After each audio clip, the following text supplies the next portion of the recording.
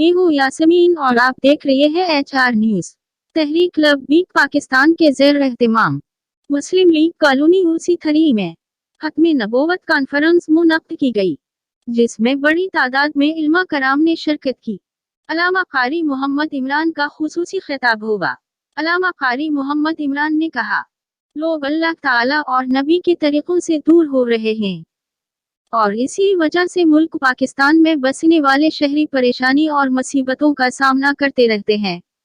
उन्होंने कहा, अगर हम अपनी और मुल्क की सलामती चाहते हैं तो हमें सच्चाई, ईमानदारी, खुलूस नीयत से मुल्क के लिए काम करना होगा।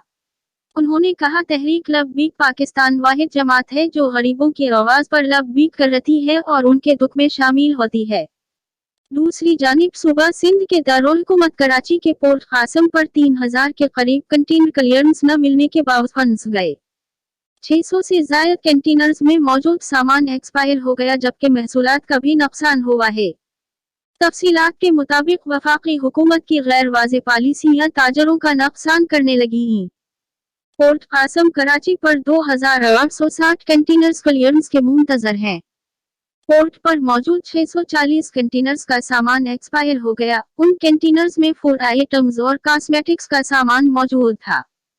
दीगर कंटेनर्स में गाड़ियां, मोबाइल फोन, होम अप्लायंस और फर्नीचर मौजूद है। ज़राया का कहना है कि कंटेनर्स इंपोर्ट पॉलिसी ऑर्डर और मस्ट डिक्लेरेशन के बाइस रोके हुए हैं।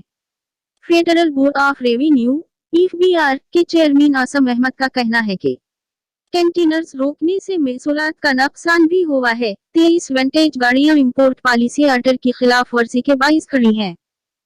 न्यूज अपडेट से फुल वक्त इतना ही। मजीद खबरों के लिए देखते रहिए HR न्यूज।